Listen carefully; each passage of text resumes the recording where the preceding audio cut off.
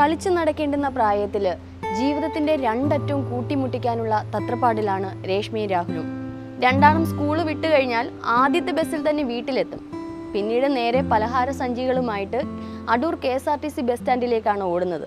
മറ്റൊന്നിനുമല്ല, ഈ പലഹാരങ്ങൾ വിറ്റിട്ട് വേണം അന്നുള്ള അവരുടെ ജീവിതമാർഗം തേടാൻ.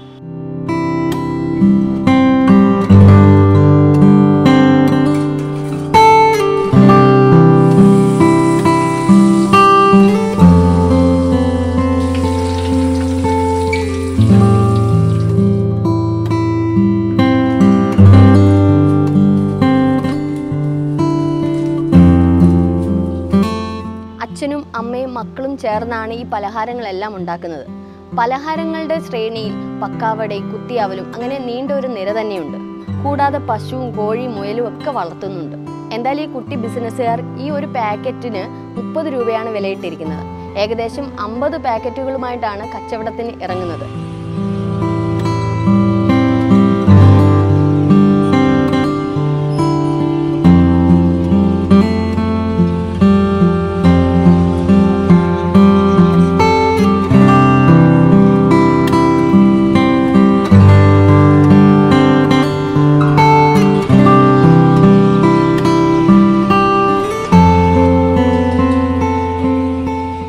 രേഷ്മ 10ാം ക്ലാസ്സിലും രാഹുൽ +1-ലുമാണ് പഠിക്കുന്നത്. സഞ്ചിയിലെ പലഹാരം മുഴുവൻ വിൽപ്പന നടത്തി വൈകിട്ട് 8 മണിയോടെയാണ് ഇരുവരും വീട്ടിലേക്ക് മടങ്ങുക.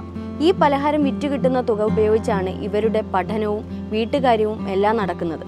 രാത്രിയിലാണ് ഇവർ പഠിക്കാനുള്ള സമയം തെരഞ്ഞെടുത്തിരിക്കുന്നത്.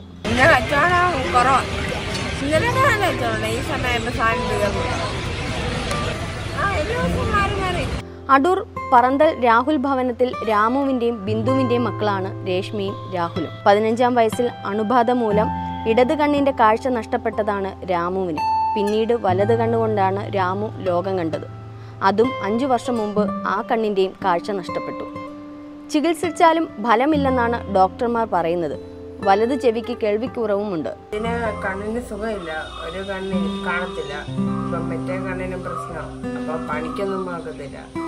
അപ്പം ഞങ്ങൾ പഠിച്ച ശേഷം അടൂര് ഈ ബോളി, പക്കാവട, അവലൊക്കെ പാക്ക് ചെയ്ത് വിൽക്കും. അച്ഛന് പണിക്ക് പോകാൻ ബുദ്ധിമുട്ടായതുകൊണ്ട് ഞങ്ങൾ ഹെൽപ്പ് ചെയ്യുന്നു. പിന്നെ പഠിക്കാൻ പൈസയ്ക്ക് ആവശ്യമുണ്ട്. ഞങ്ങളങ്ങനെ സഹായത്തിന് ഇറങ്ങിയത്. അച്ഛനെ ഇങ്ങനെ മാർഗം പറഞ്ഞു. അപ്പം ഞാൻ പറഞ്ഞു ഞാൻ റെഡിയാണ്. പിന്നെ പെങ്ങളും പറഞ്ഞു ഞാനും വരാം ക്ലാസ് കഴിഞ്ഞ്. അങ്ങനെ ഞങ്ങൾ രണ്ടുപേരും കൂടെ വൈകിട്ട് പോയി. കച്ചവടം കഴിഞ്ഞ് 7:30 ആകുമ്പോൾ വീട്ടിൽ വരും.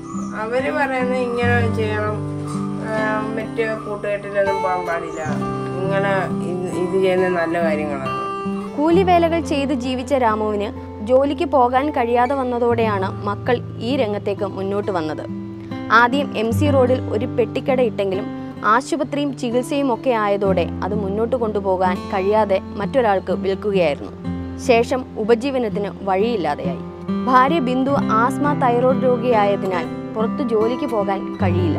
മുമ്പ് പലഹാരങ്ങൾ ഉണ്ടാക്കാൻ അറിയാമായിരുന്നതിനാൽ അതുണ്ടാക്കി വിൽക്കാമെന്ന് തീരുമാനിക്കുകയായിരുന്നു. ആദ്യമൊക്കെ രാമുവും മകനുമായിരുന്നു പോയിരുന്നത്.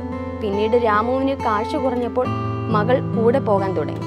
രാമുവിന്റെയും ബിന്ദുവിന്റെയും ചികിത്സ ഇതുവരെ നിരവധി പേരുടെ കരുണ കൊണ്ടാണ് നടന്നത്. എന്നാൽ ഈ മക്കളുടെ ആഗ്രഹം അമ്മയും അച്ഛനെയും നന്നായി സംരക്ഷിക്കണമെന്നാണ്, മറ്റാരുടെയും ആശ്രയമില്ലാതെ. നന്നായി പഠിച്ച് ഒരു നേഴ്സ് ആവണമെന്നാണ് രേഷ്മയുടെ ആഗ്രഹം. എന്നാൽ രാഹുലിന്റെ ആഗ്രഹം നല്ലൊരു ബിസിനസ്സുകാരനാകണമെന്നാണ്.